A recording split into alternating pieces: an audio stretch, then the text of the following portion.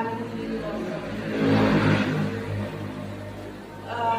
Puji dan syukur mari kita panjatkan kepada Allah Subhanahu wa taala karena pada hari ini kita diberi kesehatan dan kekuatan sehingga kita bisa berkumpul di acara yang sangat sederhana ini, yaitu aksi nyata diseminasi budaya positif di SD Negeri 7 Makmur. Kemudian selawat beserta salam mari sama-sama kita lanjut sajikan kemampuan dan besar Nabi Muhammad SAW, karena dengan adanya beliau di muka bumi ini sudah mengubah pemikiran kita tentang hakikat seorang manusia itu seperti apa. Yang saya hormati Bapak Kepala Sekolah, yang saya hormati Bapak atau Ibu Kepala Sekolah, dan saya hormati juga Bapak Ibu yang hadir pada hari ini. Baiklah, sebelum kita memulai kegiatan presentasi aksi nyata di dimensi budaya positif di UPTD SD Makmur, mari kita membuka keberkahan acara kita ini awali dengan berdoa, dan doa akan dipimpin oleh salah satu teman kita, Ibu Nurlina. Kepada Ibu Nurlina dipersilakan.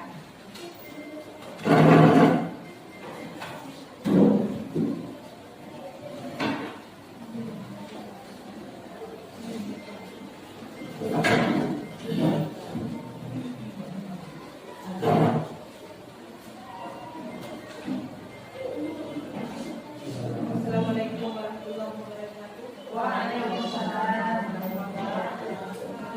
Sekarang kita berdoa semoga diberkati Allah dalam kita pada hari ini. Bismillahirrahmanirrahim. Bismillahirrahmanirrahim. Alhamdulillahirabbil alamin. Wassalatu wassalamu ala sayyidina Muhammadin wa ala alihi wa sahbihi ajma'in. Allahumma ahsin 'aqibatana fi umurina wa atina min syururi wa 'adzabil akbar. Allahumma ighfir lana dhunubana wa dhunub walidayna warhamhuma kama rabbayana saghira wa li jami'il muslimina wal muslimat wal muslimin wal muslimat al ahya'i minhum wal amwat bi rahmatika ya arhamar rahimin. Allahumma anzil rahmata wa salamata wa 'afiyata 'alaina wa 'ala hadal balad bi rahmatika ya arhamar rahimin. Sallallahu ala sayyidina Muhammad wa ala alihi wa sahbihi wa sallam tasliman katsiran walhamdulillahi rabbil alamin. Al-Fatihah.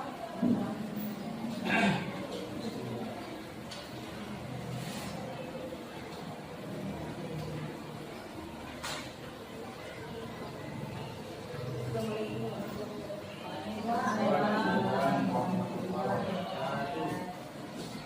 Terima kasih saya ucapkan kepada Ibu Nurlina. Semoga hari ini kita diberi keberkahan dari awal sampai akhir acara presentasi ini. Baiklah, untuk memulai acara ini yaitu presentasi, pertama sekali akan dipresentasikan oleh teman saya, rekan saya, yaitu Ibu Safianti SPD. Kepada Ibu Safianti dipersilakan.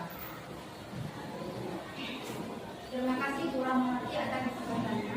Assalamualaikum warahmatullahi wabarakatuh. Waalaikumsalam warahmatullahi wabarakatuh. Selamat pagi semuanya Bapak Ibu. Baik. Apa kabar? Baik. Alhamdulillah. Masih semangat? Semangat. Kalau masih semangat, ulang yang diucapkan PDD SD Negeri 7 Makmur luar biasa. PDD SD Negeri 7 Makmur luar biasa. Ya, alhamdulillah. Nah, untuk kesempatan kali ini saya akan memaparkan sedikit tentang aksi nyata diseminasi budaya positif UPTD SD Negeri 7 Makmur. Sebelumnya, saya akan memperkenalkan Ibu Fasilitator, Ibu Noviana, kemudian Ibu PP saya, Ibu Jujut Satria Borona SPD, dan Ibu PP Ibu Rahmawati, rekan saya Ibu Dian Anissa. Salam guru penggerak. Nah, kesempatan hari ini saya akan memaparkan sedikit tentang budaya positif. Nah, ibu-ibu semua, coba perhatikan imuk ini, coba tebakin apa? Senang. Hah? Senang. Senyum. Nah, ibu-ibu semua, sekarang coba ibu-ibu bangun semua ke depan.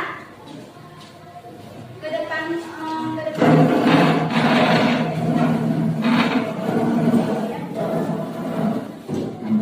Udah. Lalu ibu berhadapan dengan rekan ibu sendiri.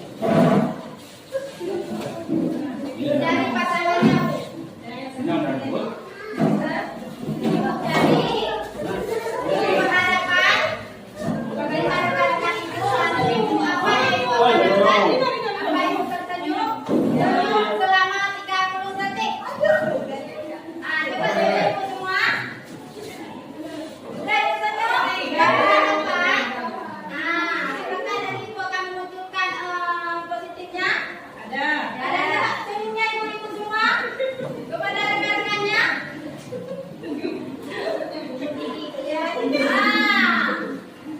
Udah senyum? Kalau sudah senyum, apa yang ibu rasakan saat memberi senyuman kepada rekan ibu? Ya, alhamdulillah. Berarti sudah muncul ya positifnya ya. Ya, terima kasih ibu semua. Silakan duduk di tempatnya masing-masing.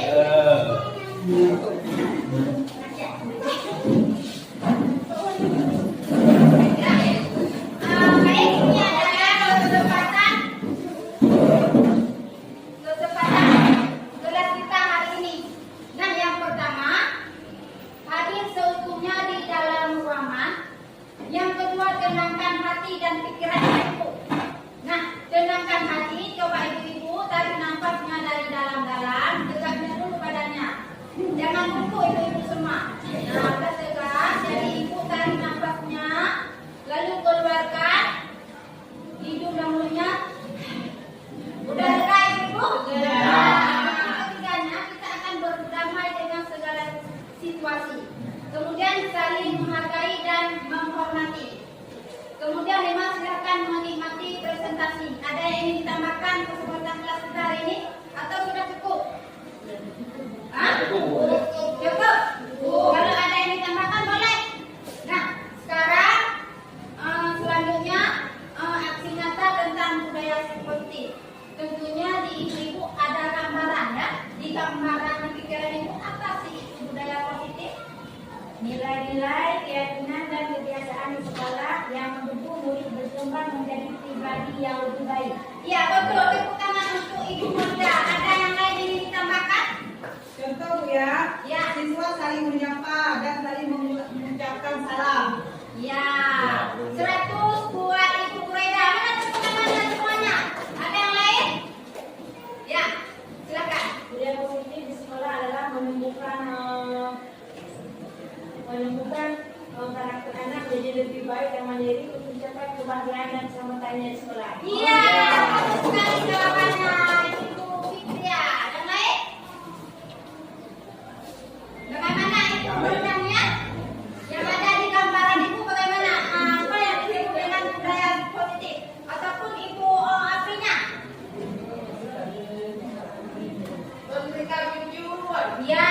Sikap peduli. Ya. Toleransi. Ya. Sudah. Betul. 100 juga buat ibu Nur Daniel. Budaya positif merupakan perwujudan dari nilai-nilai atau keyakinan universal yang diterapkan di sekolah-sekolah. Budaya positif dapat menolong murid untuk mampu berpikir, bertindak, dan menciptakan pembelajaran yang memerdekakan dirinya sebagai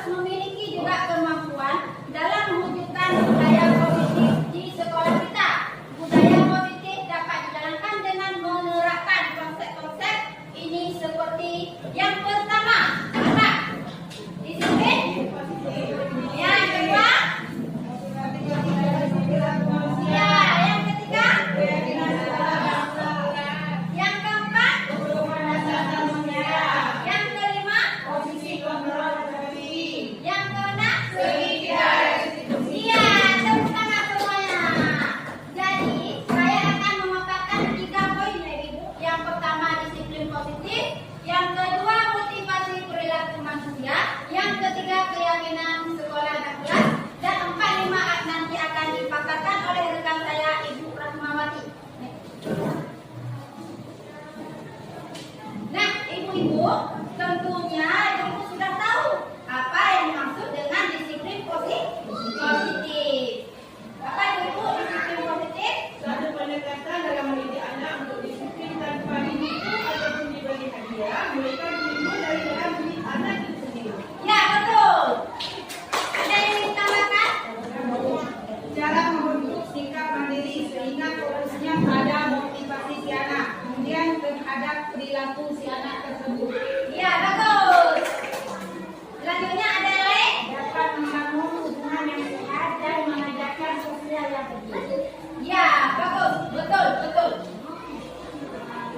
Nah, disiplin positif merupakan pembiasaan hal yang baik mencatat sikap atau perilaku maupun tutur kata oleh seluruh warga di sekolah, terutama bagi murid agar dapat berkembang menjadi pribadi yang kritis, mandiri dan bertanggung jawab.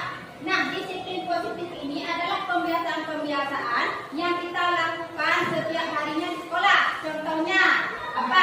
Menyambut Datang di sekolah datang sekolah tepat waktu. Kemudian kita suruh menyambut siswa di depan gerbang. Itu sah? Disiplin sah? Salah. Nah, di situ juga akan mendidik peserta didik kita menjadi pribadi yang kritis, mandiri dan bertanggung jawab. Nah, disiplin positif ini merujuk ke dalam 6 karakter dalam profil belajar Pancasila. Yang pertamanya apa? beriman, bertakwa kepada Allah. Ya, beriman, bertakwa kepada Tuhan yang Maha Esa dan berakhlak mulia. Contohnya, yang suka ibu-ibu lakukan pembiasaannya, yang beriman. Untuk menanamkan nilai-nilai tersebut kepada peserta didik kita. Membaca doa, Ya, membaca doa setiap hari, betul. Apalagi? membaca ayat pendek. Ya, membaca ayat pendek yang rutin kita lakukan di hari Jumat itu apa? Ya. Dengan adanya begitu, kita dapat menanamkan nilai-nilai agama kepada peserta didik kita. Kemudian mandiri. Nah, bagaimana ibu-ibu di sini semua untuk meningkatkan mandiri kepada siswa? Apa yang kita lakukan? Baik di luar sekolah maupun di dalam kelas.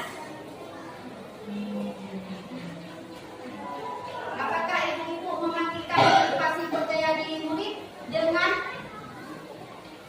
apa? Dengan menampilkan memberanikan diri seperti kita panggil peserta didik kita di hari senam dengan membaca Asma. Jadi peserta didik di situ dia akan membangkitkan memberanikan diri dan percaya diri, akan menjadi seorang peserta didik yang mandiri. Selanjutnya kebinekaan global. Nah, kebinekaan global ini adalah mengenai IT ya. Jadi zaman sekarang kita semua baik peserta didik maupun guru kita harus mempunyai kemampuan menggunakan teknologi. Karena ini bukan zaman dulu. Kalau zaman dulu ya nggak mempunyai teknologi. Sekarang sudah mempunyai teknologi yang harus bisa kita kuasai, yang harus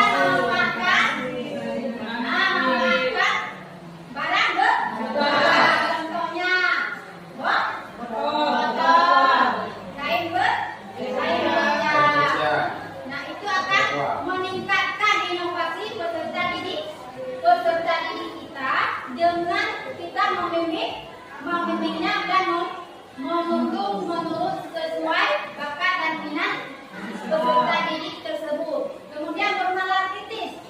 Nah, bernalar kritis juga sudah termasuk ke dalam kreatif. Anak-anak ini bisa berpikir sendiri bagaimana saya akan menghasilkan sebuah produk ataupun karya.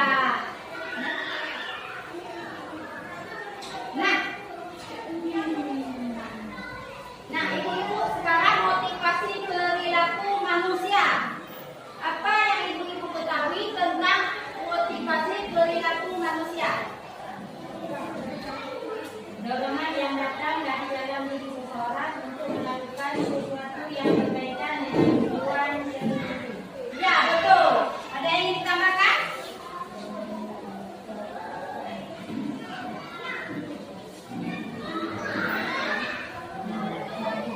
Suatu tenaga yang terdapat dalam diri manusia yang menimbulkan atau mengarahkan dan mengorganisasi tingkah laku. Ya, betul. Ada yang ingin ditambahkan? Ibu Nur? Untuk menjadi orang yang mereka inginkan dan menghargai diri sendiri dengan nilai-nilai yang mereka percaya. Saya? Sama.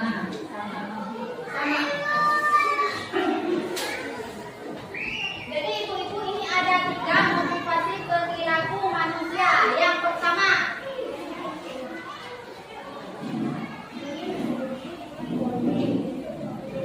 pertama, untuk menghindari ketidaknyaman atau hukuman. Itu 3 motivasi perilaku manusia. Kan ada anak-anak yang berbuat masalah, pasti anak-anak tersebut akan menghindari ketidaknyaman atau hukuman. Yang kedua, untuk mendapatkan imbalan atau penghargaan dari orang lain. Nah, jadi kita akan melakukan sesuatu, misalnya pasti akan mengharapkan imbalan ataupun penghargaan. Ya, untuk menjadi orang, mereka inginkan dan menghargai diri sendiri dengan nilai-nilai yang mereka percaya. Itu adalah 3 motivasi perilaku manusia. Nah, sekarang keyakinan sekolah dan kelas. Kita semua setiap semester ataupun setiap tahun pasti kita akan membuat keyakinan kelas. Nah, jadi di gambar itu apa sih itu keyakinan sekolah dan kelas? Metode untuk menimbulkan kembali di sekolah positif yang didasari oleh motivasi dari dalam diri siswa tersebut. Ya, tepuk tangan dulu. Ada yang lain? Sebenarnya nilai definisi dan disepakati bersama oleh guru siswa untuk memandu perilaku interaksi di dalam kelas. Ya, betul. Ibu Walida? Pernyataan positif yang dibuat oleh warga kelas untuk membangun budaya positif di sekolah. Ya, jadi ibu-ibu keyakinan sekolah dan kelas ini mempunyai langkah-langkahnya. Yang pertama yang akan kita lakukan,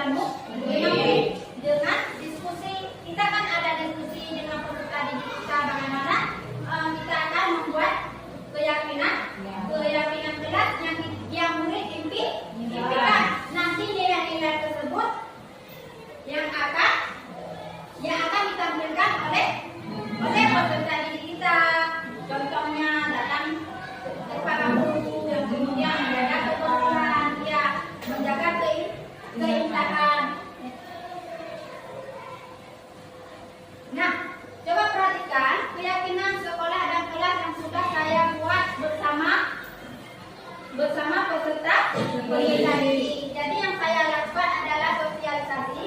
Kemudian peserta didik itu akan menulisnya di kertas yang saya bagikan, lalu ditempelkan di papan, lalu akan dipresentasi oleh peserta didik sendiri. Jadi hasilnya keyakinan kelas yang sudah saya buat, yang sudah saya sepakati. Nanti keyakinan kelas itu bisa kita buat untuk supaya anak-anak tidak melanggar. Kita buat cap jari ataupun tanda tangan oleh peserta didik tersebut. Nanti kalau anak-anak yang melanggar, kemarin kita sudah sepakati bersama bahwa ini sudah ditanda tangan dan sudah disepakati bersama. Jadi ada bukti. Ada bukti ya. Jadi nanti ibu di masing-masing ruangannya sendiri, ibu setelah membuat keyakinan kelas tersebut, ibu akan suruh tanda tangan sama muridnya di bawahnya. Suruh tanda tangan di bawahnya, lalu kalau enggak ada tangan, cap boleh. Ya. Di situ murid bahwa sudah setuju dengan keyakinan kelas yang sudah disepakati bersama di dalam kelas.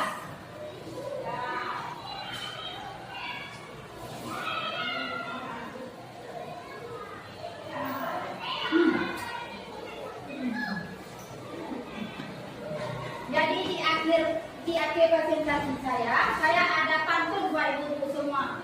Biru laut seperti tulang, pandai menyelam. Tapi ilmu hati yang paling dalam. Ya, saya tutup presentasi dengan salam. Nah, sebelum saya tutup, saya ingin ibu-ibu memperhatikan paparan saya tadi. Apakah ibu mempunyai pesan ataupun perasaan ibu yang bagaimana? Ada yang ingin memperhatikan? Ada? Menarik dan sangat memotivasi. Ya, menarik, sangat motivasi yang lain. Ada? Menambah wawasan. Ya, menambah wawasan. Ibu Zulaida? Terbelah saya untuk melakukan bukti yang dilakukan. Itu sangat membantu saya. Ya, bagus. Tepuk tangan. Dan nah, selanjutnya sebelum saya menutup akan dipresentasi oleh rekan saya, Ibu Rahmawati. Saya persilakan dengan Ibu Rahmawati. Assalamualaikum warahmatullahi wabarakatuh.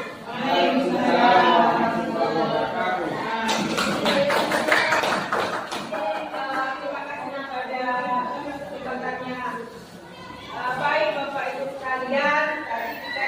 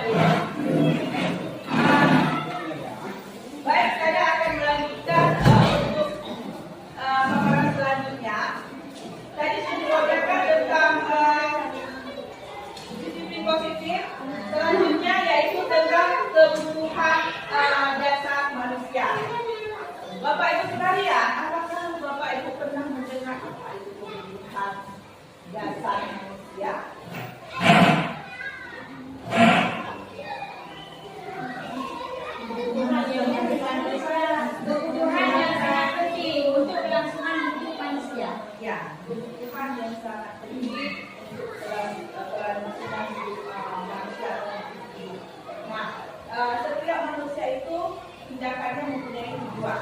Tujuan mereka itu apa? Untuk memenuhi kebutuhan mereka. Kebutuhan dasar manusia itu ada 5. Pertama, kebutuhan bertahan hidup. Apa itu kebutuhan?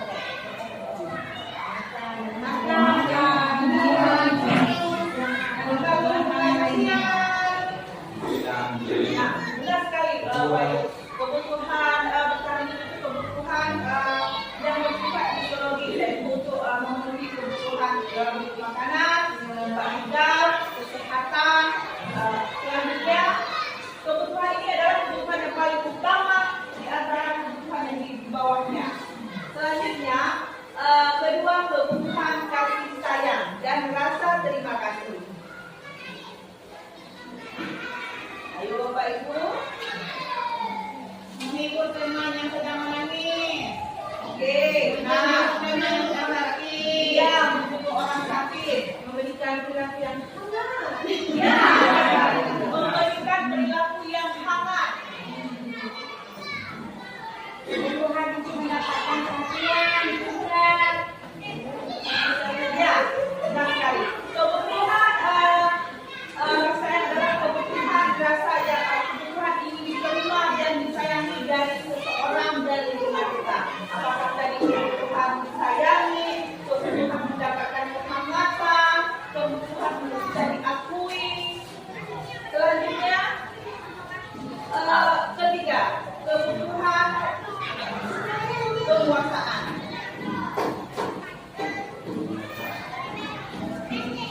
Menguasai diri dalam kepemilikan dari emosi. Ya, menguasai diri dari mengendalikan emosi. Contohnya emosinya seperti apa, Ibu? Marah. Ya, marah. Kemudian kesal.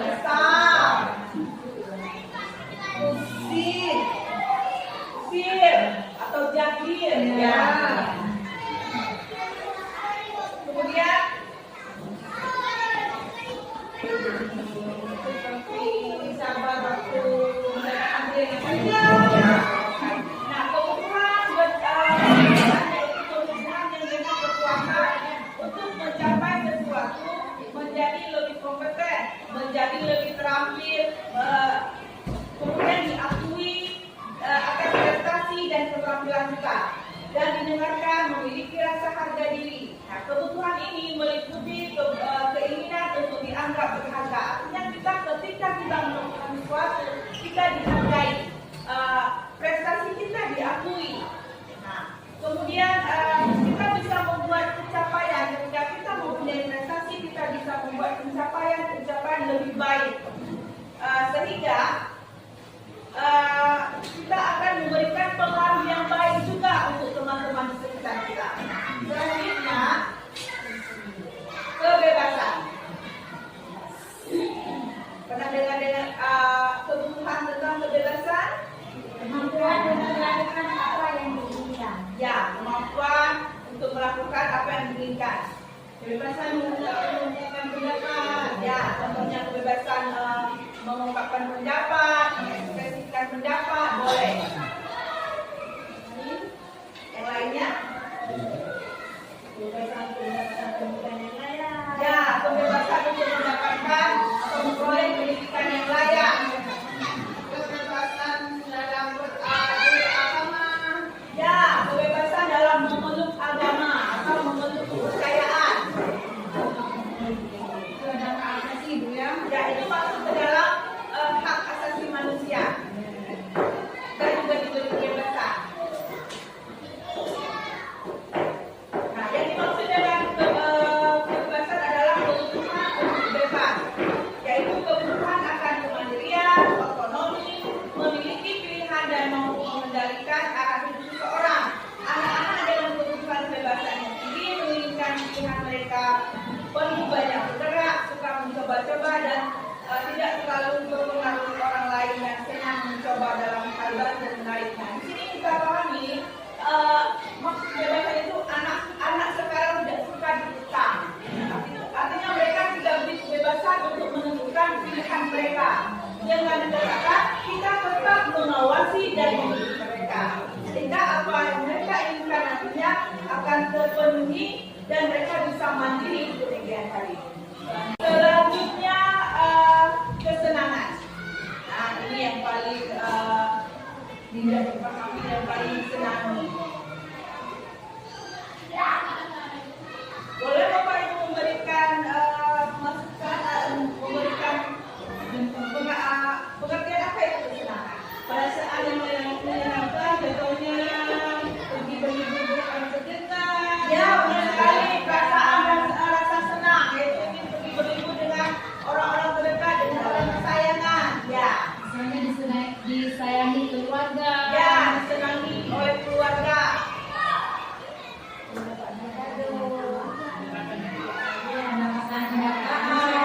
Ya.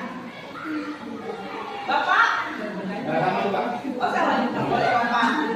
Ya, kebutuhan akan kesenangan yaitu kebutuhan untuk mencari kesenangan, bermain dan tertawa.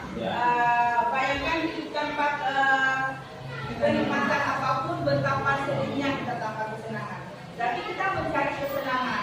Bagaimana mencari kesenangan itu kita memiliki hubungan baik dengan keluarga, dengan orang sekitar kita, dan dengan orang di rumah sekitar kita.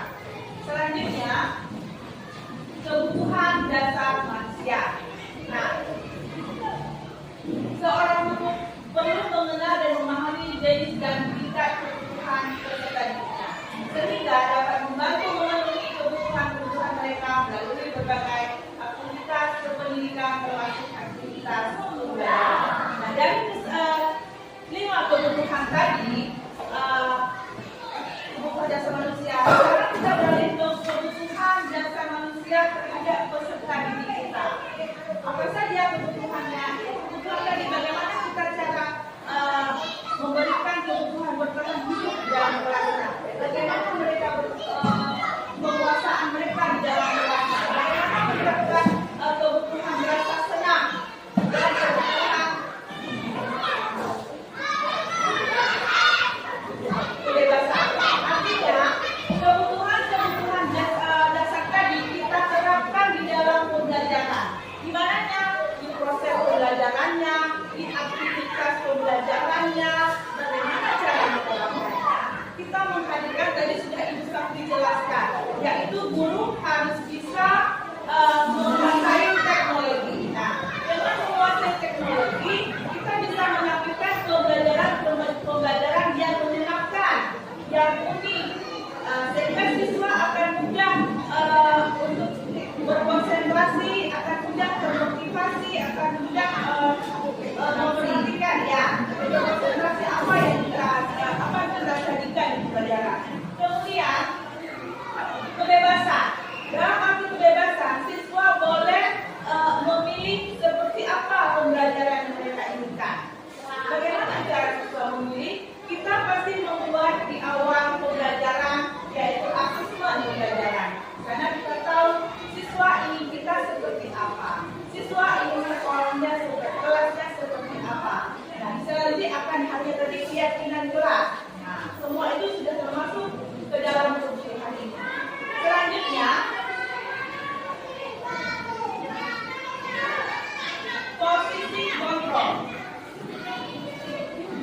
Pernahkah Bapak Ibu mendengar tentang posisi kontrol? Apa itu posisi kontrol?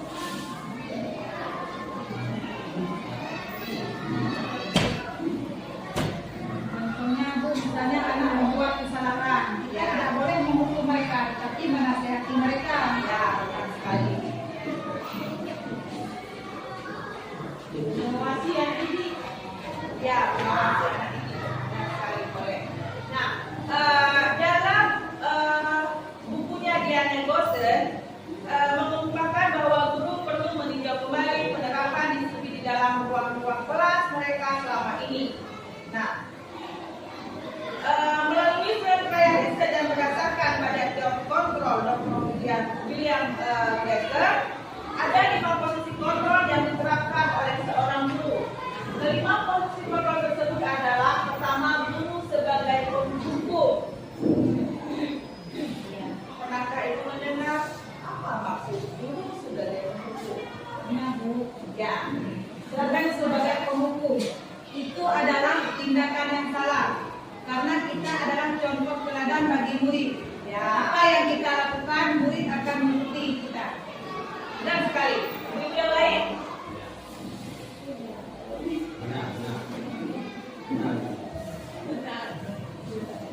Nah, Bapak Ibu yang tadi sudah benar disampaikan oleh Ibu Ayah.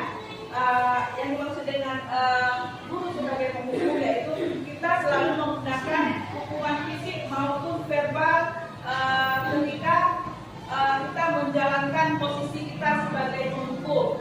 Contoh, nah patuhi aturan ibu ya, jangan datang terlambat. Kalau tidak besok ibu hukum di lapangan. Ya. Nah, tolong buat PR. Kalau PR tidak buat besok akan dihukum di luar. Jadi dari matahari ya, itu seperti itu. Itu namanya kita menggunakan hukuman tindakan yang salah. Ya, kita menggunakan hukuman tindakan yang salah yaitu hukuman fisik. Bagaimana dengan hukuman verbal? Kalau hukuman fisik, hukuman yang kita langsung terapkan kepada anak. Sedangkan hukuman verbal tidak langsung kita terapkan, tapi berbentuk perkataan.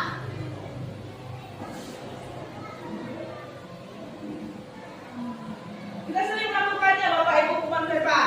Ada contohnya, kamu selalu telah tulis, kamu tertulis kamu. Nanti kamu nggak boleh silakan. Keren ya? Selalu pada telah itu hukuman verbal. Kasih ancaman misalnya. Ya, memberi ancaman. Dihukum. Jadi nggak boleh ya? Tidak boleh. Tidak boleh melakukan kepada siswa. Guru tidak boleh melakukan hukuman kepada siswa. Hal ini selalu menyebabkan guru percaya diri bahwa hukuman seperti ini akan siswa akan menuruti dan tidak terulang lagi, padahal besoknya seperti itu lagi. Tidak efisien hukuman ini karena siswa akan mengulang selalu hal seperti itu. Selanjutnya, guru sebagai pembuat rasa bersalah.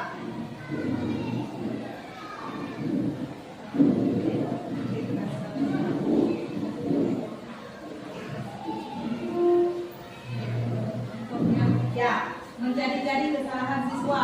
Mencari-cari kesalahan siswa. Padahal tidak sepenuhnya itu adalah salah siswa. Ya, barangkali kitanya yang salah, tapi kita limpahkan kepada siswa tersebut. Jadi mencari-cari kesalahan siswa. Bagaimana? Ada yang lain yang boleh ditambahkan? Sudah benar? Pada posisi ini biasanya guru akan bersuara lebih lembut. Ya, pada posisi ini guru akan suaranya lebih lembut sehingga kelas akan menjadi hening. Guru akan berceramah panjang lebar, memberikan wejangan-wejangan tentang kesalahan-kesalahan siswanya. Contoh katanya yang sering digunakan, ibu sangat kecewa dengan kamu. Kenapa kamu melakukan itu? Kita akan memberikan ceramah sehingga teman-teman lain akan merasa bosan mendengarnya karena kesalahan satu anak. Atau ada kata lain, berapa kali sudah Bapak bilang, kenapa kamu mengulangnya? Kalau orang kamu tahu di rumah, apa reaksi orang tuamu? Itu membuat rasa bersalah sehingga anak merasa dia bersalah, tapi anak tertekan dia. Kemudian untuk selanjutnya, guru sebagai teman dapat mendorong keterbukaan dan diskusi terbuka. Dapat mendorong keterbukaan dan diskusi terbuka. Nah, boleh. Pada posisi ini guru tidak akan menyakiti murid. Ya, bisa, mudah sekali. Barang ini guru tidak akan menyakiti murid karena kita sebagai teman. Ya, teman itu tidak akan pernah menyakiti teman yang lain kecuali mendesak. Ada teman lain? Tidak, kecuali Teman makan teman. teman makan teman, ya. Teman makan teman, ada kata-kata seperti itu.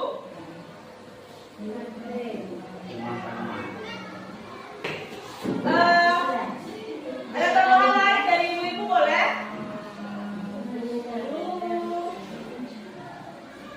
Bagaimana adapun menyelesaikan permasalahan anak-anak? Ya,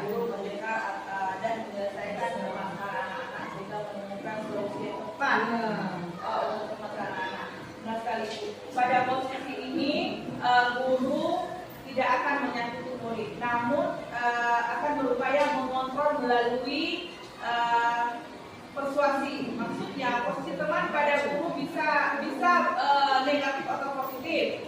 Positif di sini berupa hubungan baik yang terjalin antara guru dan murid. Guru dan di posisi teman menggunakan hubungan baik dan humor untuk mempengaruhi seseorang. Contohnya, ketika kita menemukan anak kita sedang melakukan kesalahan, posisi kita sebagai teman, kita langsung mengatakan, kamu ulang lagi. Nah, masih ingat nggak apa yang saya bilang sama kamu kemarin? Jadi kita melakukan seperti apa? Sambil tersenyum gitu. Kita tidak tahu dia berbuat salah, tapi kita mengingatkannya dengan tersenyum. Otomatis dia tahu dia salah, tapi dia malu. Dia mau memperbaikinya. Kita tidak menghukum secara tadi sebagai penghukum langsung memberikan hukuman secara langsung, tapi memberikan masukan dan memberikan sebuah kata-kata yang manis. Ya, membuat si murid yang nyaman. Atau ada kata contoh lain, ya sudah, kali ini nggak apa-apa salah, nanti ya. Ini lalu kita, oh iya begitu anak. Jadi anak-anaknya, oh berarti ibu tidak marah. Ya betul tidak akan lagi. Sama ibu saya marah. Jadi dia sudah menganggap kita ini adalah temannya. Kemudian hal negatif dari posisi teman adalah bila suatu saat guru tersebut tidak membantu, maka murid akan kecewa dan berkata, saya pikir bapak ibu teman saya. Nah, jadi ada hal negatifnya apa? Anak bergantung sama kita. Ketika suatu saat anak berbuat salah, contohnya dia berkelahi dengan teman di kelas lain. Ketika tidak ada yang membantunya wali kelasnya misalnya, dia akan, kenapa ibu nggak bantu saya? Dan dia bantu saya. Nah itu ada hal negatifnya. Hal ini yang mungkin itu adalah murid hanya akan bertindak untuk guru tertentu. Contohnya, ada siswa, ini sering kita temukan Bapak Ibu. Ada guru masuk ke kelas 4. Ada siswa yang ketika guru A masuk, dia akan menurut karena dia membuat guru itu teman. Ketika masuk guru lain, dia akan bangun lari karena dia tidak menganggap ibu itu temannya dia. Dan ini banyak terjadi, banyak siswa-siswa yang guru yang dia sukai, yang dia hormati, sedangkan guru yang tidak dia sukai, dia anggap biasa saja. Ada kepercayaan. Ya, dia rasa percayanya itu sudah hilang dari guru tersebut. Bagaimana cara kita membangun keinginan rasa mereka supaya mereka menganggap kita itu sebagai teman, bukan hanya sebagai guru tapi teman. Selanjutnya, guru sebagai pemantau.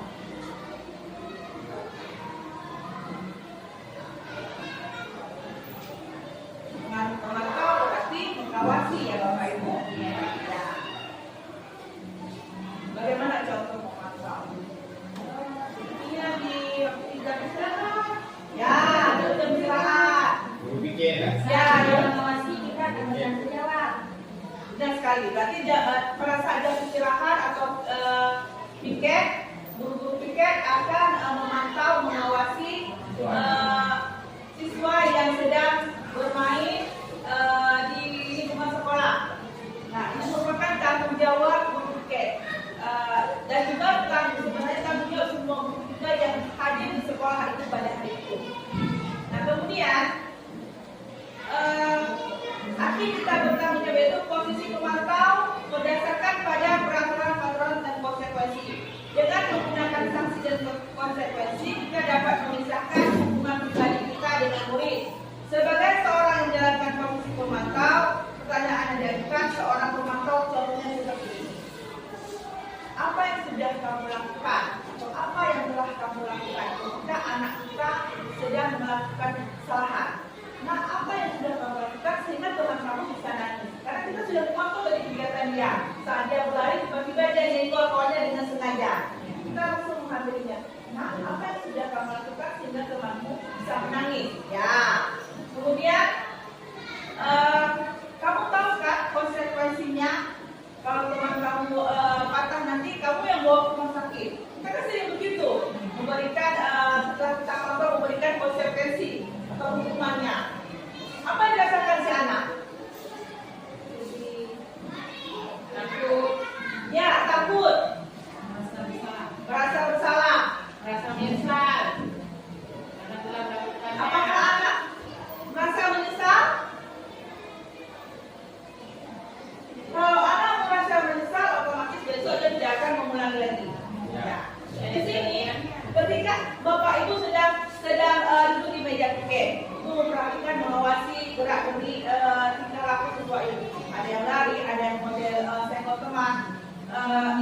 apakah hal itu terulang setiap hari? Terulang dengan cara berbeda. Ya, terulang, tapi dengan cara berbeda. Otomatis kesalahan itu pasti terulang. Nah, bagaimana cara kita membuat kesalahan itu agar tidak terulang, walaupun dengan orang yang berbeda? Sehat. Ya, memberi nasihat.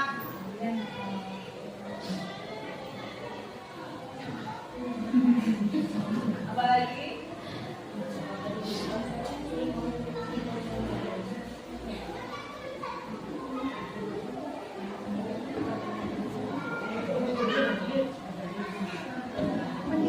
Ya, baik. Selanjutnya yang terakhir, guru sebagai manajer. Ini bukan manajer perusahaan ya Bapak Ibu. Ini sekolah. Kalau di perusahaan, manajernya dihadapkan pada apa? Apa tugas perusahaan manajernya? Pemasaran. Kemudian kita berhadapan dengan yang namanya laptop atau komputer, kan? Kita kebanyakan bertemu dengan orang-orang dewasa kalau di perusahaan. Sedangkan ini kita bertemu dengan anak-anak.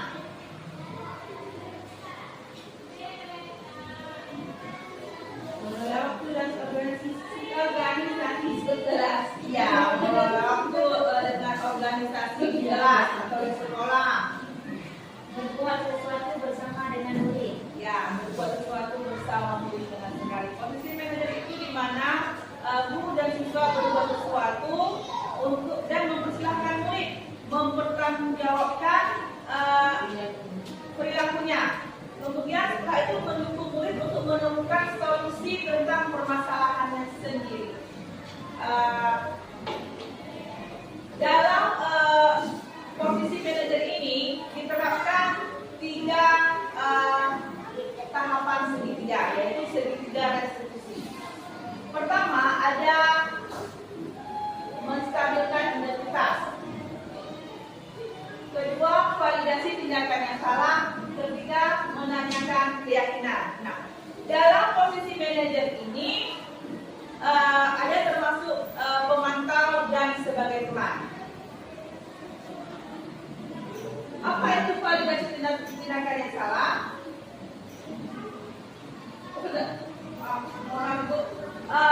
Apa itu menstabilkan identitas? Ketika anak berbuat salah, maka ada kebutuhan dasar mereka yang tidak terpenuhi.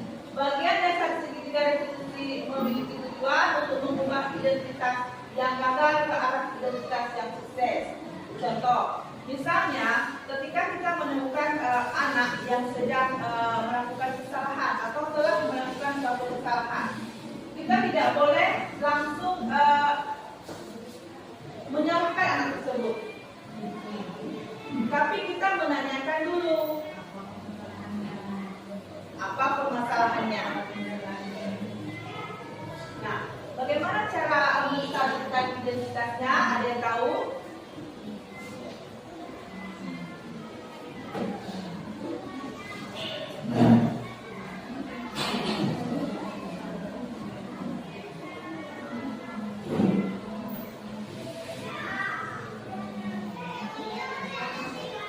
Misalnya seorang anak di kelas 4 ada yang mengecat rambut warna kuning. Kita menanyakan dulu, kenapa kamu melakukannya? Kan ada sebabnya. Itu menstabilkan kita. Kita tidak boleh langsung kamu sudah melanggar aturan sekolah, sudah mengecat rambut, kamu dihukum, besok rambutnya dibotakin, tidak bisa itu.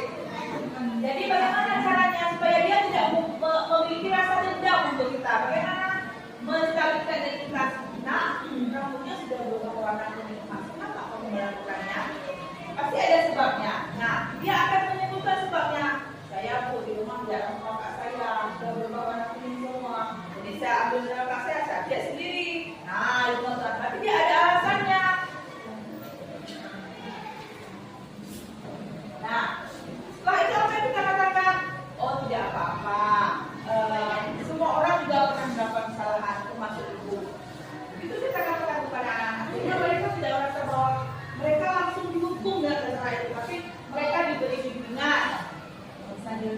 Ya, mereka tidak direndahkan dengan kesalahan mereka. Selanjutnya validasi tindakan yang salah, yaitu dilakukan dengan mengenali tujuan dan tindakan atau perilaku peserta didik sehingga guru akan mudah mengidentifikasi kebutuhan murid atau anak.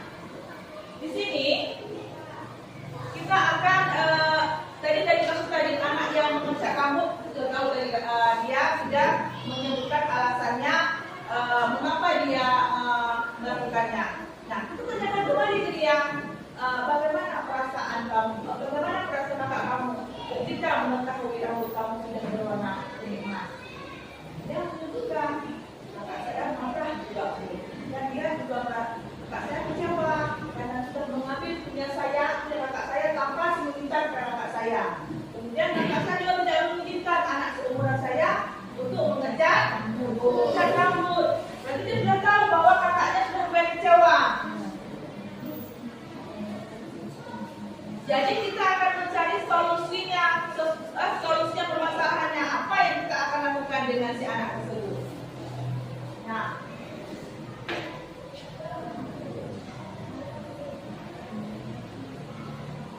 selanjutnya menanyakan keyakinan. Sebagai pendidik mengajak peserta didik untuk berperilaku baik dan tidak melanggar tata tertib sekolah maupun kelas. Tadi kita sudah tanya tentang ekspresi kakaknya. Lalu apa yang kita lakukan selanjutnya? Nah, tahukah kamu bagaimana dengan keyakinan kelas kita? Masihkah kamu ingat? Nah, apa itu keyakinan sekolah? Apa itu keyakinan sekolah? Aturan sekolah yang sudah dituangkan ke dalam keyakinan sekolah, termasuk di situ tata tertib. Apa tata tertib? Datang tepat waktu, kemudian berpakaian seragam. Selanjutnya ada tata tertib memotong rambut bagi siswa yang laki-laki rambutnya panjang, tidak mewarnai rambut bagi laki-laki, tidak memakai emas bagi perempuan. Siswa perempuan itu termasuk keyakinan sekolah. Kemudian tanya kepada siswa, apa keyakinan sekolah kita? Kita tidak boleh menggunakan cat rambut atau tidak boleh mewarnai rambut. Berarti saya sudah tahu kesalahannya. Kemudian bagaimana lagi caranya? Dengan kali kepada dia, bagaimana cara kamu memperbaikinya? Otomatis si anak menemukan solusinya sendiri, bukan dari kita. Kita memikirnya supaya dia menemukan solusinya.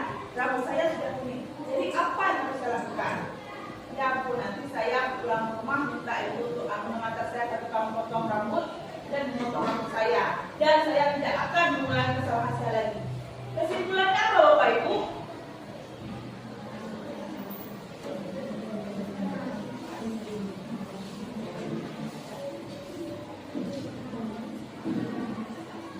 Kesimpulannya adalah menstabilkan identitas. Ya, artinya si anak sudah bertanggung jawab atas kesalahannya, kemudian dia juga menemukan solusi penyelesaian untuk permasalahan sendiri. Nah, inilah dari ketiga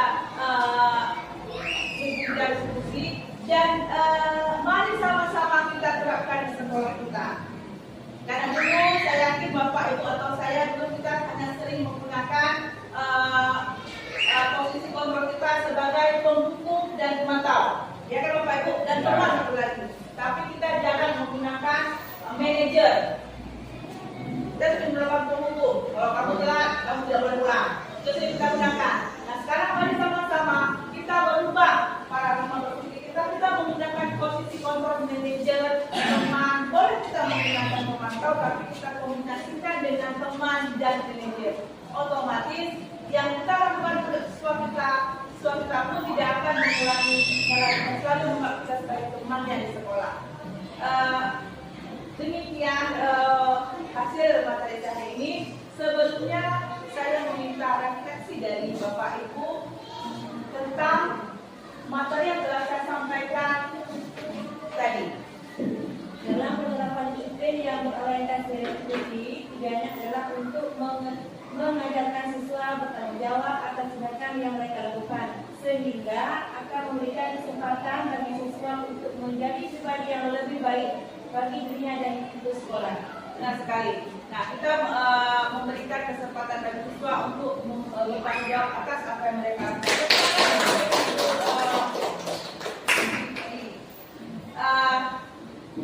Demikian hasil presentasi dari saya dan teman saya dari Ibu Saprianti. Lebih dan kurang kami mohon maaf. Sebelum kami menutup ini, saya meminta kembali kepada Ibu Nurina untuk memimpin doa penutup.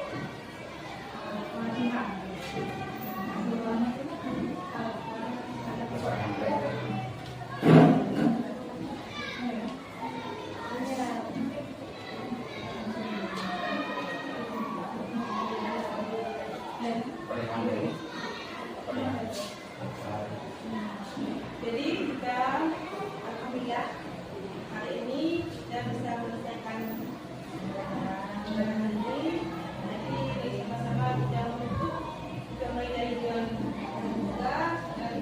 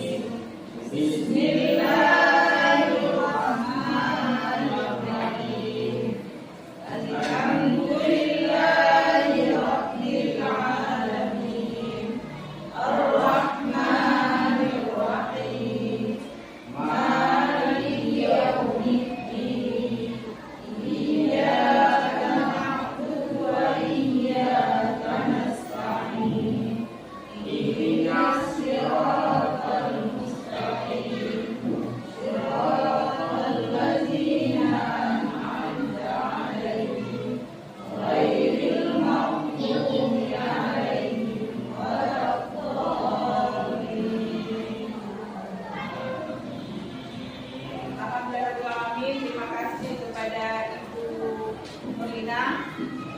Terakhir dari saya, duduk di pantai sambil bernyanyi. Jangan